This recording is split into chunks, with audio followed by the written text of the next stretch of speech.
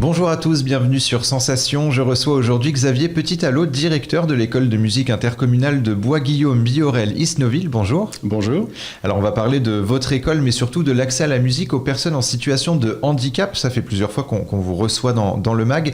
Pouvez-vous nous présenter vos ambitions à travers l'école de musique intercommunale ? Alors, l'école de musique intercommunale de Bois-Guillaume-Biorel-Isnoville, donc qui rayonne sur un territoire assez étendu, son ambition globale, générale, c'est de s'ouvrir à tous. Quel que soit son âge, quels que soient ses désirs, et de rayonner aussi bien culturellement que dans également la proximité des habitants. Et l'école compte environ 600 élèves tout au long de l'année, 32 salariés, une proposition de cours autour d'une vingtaine d'instruments, des instruments connus mais aussi moins connus. Pourquoi proposer un panel aussi grand de cours de musique ? Eh bien, pour répondre le plus possible aux attentes, notamment des enfants. Et c'est vrai que même si on a un panel assez représentatif des instruments, il en manque encore beaucoup parce qu'il y a des instruments qui sont plus rares, moins demandés, mais ce n'est pas pour ça qu'il faut les mettre de côté. Cette année, par exemple, on a ouvert une classe de harpe et on a déjà 7 élèves dès l'ouverture qui ont été intéressés, qui se sont inscrites. Est-ce qu'on peut dire justement que malgré qu'ils soient un peu moins connus, ces instruments ne sont pas pour autant indémodables ? Oui, tout dépend. Il y a des instruments qui étaient un peu au creux de la vague il y a quelques temps, puis qui reviennent plus au cœur de l'actualité. C'est quelque chose comme la mode, d'une manière générale, qui va, qui vient, et on le ressent aussi dans l'enseignement artistique. Et alors, comment peut-on s'inscrire pour rejoindre justement votre école de musique, et à partir de quel âge ? Alors, on accueille les enfants à partir de l'âge de 4 ans. Pour des séances d'éveil musical. Et après, on a aussi jusque des retraités, des personnes qui viennent là dans le cadre de leurs loisirs, des adultes. On peut s'inscrire même en cours d'année sur notre plateforme, en fait notre site internet qui bénéficie d'un site dédié pour l'inscription en ligne. Et alors, je le disais au début de cette émission, vous proposez également des cours aux personnes en situation de handicap. Comment ce cursus a-t-il pu voir le jour, et surtout, est-ce qu'il y avait une demande sur le territoire ? Alors, ce cursus a vu le jour en 2015, très précisément, en septembre 2015.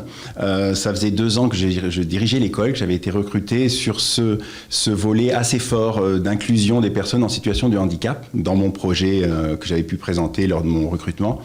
Et en 2015, on a officiellement ouvert et communiqué autour de cela, parce qu'on avait aussi des personnes en situation de handicap qui étaient déjà là, mais qu'on accueillait comme on le pouvait. Et il n'y avait pas vraiment de demande formulée parce que les familles qui comptent des personnes en situation de handicap ont beaucoup de choses à faire au quotidien. Et parfois, la culture, l'enseignement artistique notamment, passe dans les choses un peu subsidiaires. Et donc, vous le disiez, finalement, vous avez essayé de trouver des solutions avant d'ouvrir ce cursus pour permettre justement aux personnes en situation de handicap de suivre quand même les cours.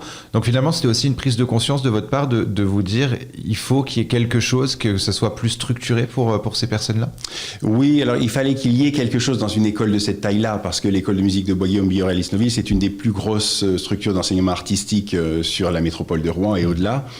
Et il fallait qu'elle puisse se mettre au diapason, je dirais. Moi, au niveau de mon vécu, auparavant, j'étais en région parisienne et j'avais monté également un cursus handicap au sein d'un gros conservatoire et je savais que ça fonctionnait. Ça répondait à une attente, disons. Et ça fait 6 ans que le cursus est ouvert aux personnes en situation de handicap. Comment adaptez-vous les cours ? Est-ce que ce sont seulement des cours individuels, par exemple ? Non, pas forcément. Il y a des cours individuels. Dans notre protocole, on accueille les familles, l'enfant ou l'adulte. On a des adultes aussi handicapés. Et on recueille leurs attentes, leurs désirs. On observe aussi le handicap, son niveau, je dirais.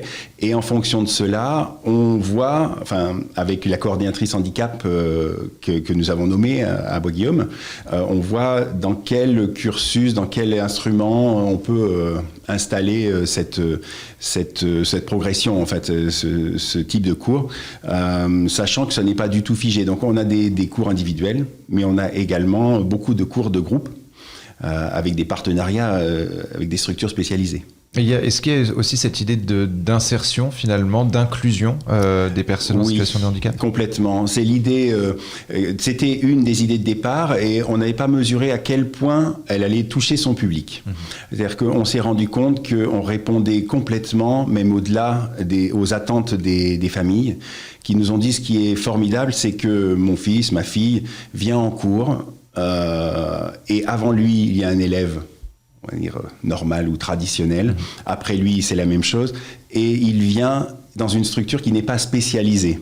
Alors que dans le quotidien des personnes handicapées, elles vont de structures spécialisées en médecins spécialisés, en éducateurs spécialisés. C'est un parcours complètement fléché. Nous, on sort de ce parcours, tout en y étant quand même très inscrits aussi. Et ça fait beaucoup de bien aux familles. On ne l'avait pas mesuré au départ. Et alors justement, il y a aussi au sein des deux formules, hein, le contrat d'objectif. Alors c'est quoi le contrat d'objectif? Alors, c'est un objectif très ouvert et très évolutif parce que, évidemment, avec des enfants qui sont porteurs de handicap, on ne peut pas raisonner en termes d'objectifs à atteindre comme dans la pédagogie plus traditionnelle. D'ailleurs, ça remet en cause beaucoup la pédagogie traditionnelle. Une personne en situation de handicap qui pratique un instrument, on est obligé d'adapter en permanence, parfois aussi de changer d'instrument. Parce que l'instrument n'est pas adapté, finalement on avait cru, puis non. On ne répond pas aux souhaits, on ne répond pas aux attentes, donc parfois c'est même le professeur qui ne répond pas, humainement ça ne passe pas, donc on change, il n'y a pas de tabou en fait. Et on peut sur une année parfois changer 2-3 fois de professeur et d'instrument. Et finalement, vous défendez l'idée qu'un handicap ne doit pas être un frein à l'accès à la musique. Pourquoi ça vous tient à cœur ? Parce que j'ai eu l'occasion de travailler avec des personnes, notamment des décideurs politiques, notamment un décideur politique pour qui la culture pour tous était quelque chose de très important et il le mettait en place concrètement. Et donc il y avait des moyens, etc. Et j'ai pu observer que il n'y avait pas finalement de frein autre que la psychologie ou le matériel aussi, parce que le matériel doit être un peu adapté pour les personnes handicapées. Il n'y avait pas de frein au-delà de ça. Si on met les moyens financiers, si on forme les personnes qui doivent encadrer les élèves handicapés, il n'y a aucun souci. Au-delà de ça, ça fonctionne très bien. Alors justement, ce cursus, est-ce qu'il est soutenu par l'intercommunalité ? Oui, complètement, parce qu'il y a eu des adaptations de locaux nécessaires, des portes pas assez larges, des rampes d'accès, et puis on a aussi des mécènes qui nous ont beaucoup soutenus, parce que là, depuis 5 ans, on arrive à environ 70 000 € quand même de soutien de mécènes privés pour acheter du matériel. Donc c'est un croisement entre les 3 villes qui nous soutiennent et de partenariats privés désintéressés, puisque c'est du mécénat d'entreprise et que à ce titre-là, il est totalement désintéressé. Donc, on ne communique pas autour des personnes qui ont pu, enfin des entreprises qui ont pu donner. Mais ça nous a permis d'acquérir beaucoup de matériel. Alors, justement, vous avez évoqué aussi un petit peu les partenariats avec des structures spécialisées, etc. Là aussi, ce soutien, ou en tout cas cette collaboration, est essentielle pour permettre d'ouvrir ce cursus et de permettre aux personnes en situation de handicap de suivre des cours de musique ? Oui, parce qu'on a beaucoup consulté pendant 2-3 ans avant d'ouvrir le cursus. On est allé observer avec les professeurs des structures qui sont spécialisées dans l'accueil des personnes handicapées. Et donc on s'en est inspiré, on a vu quelles pistes il fallait privilégier, celles qu'il fallait laisser de côté. Et effectivement, c'est absolument nécessaire. On a des partenariats maintenant avec l'Envol Saint-Jean, avec Autisme 76, avec les associations autour de la trisomie, avec l'hôpital psychiatrique de Saint-Étienne-du-Rouvray, par exemple. Et alors, on va finir dans cette dernière minute pour parler peut-être d'un événement ou de plusieurs événements que vous organisez. Alors, quels sont les événements à ne pas louper en janvier ou février 2022 ? Alors, si tout va bien avec les conditions sanitaires, le 2 février, il y aura un concert qui s'intitule « Être humain ». Donc on est en plein être humain avec un grand H. On est en plein dans cette idée d'ouverture vers l'autre et notamment des personnes handicapées qu'on mettra à l'honneur aussi ce soir-là.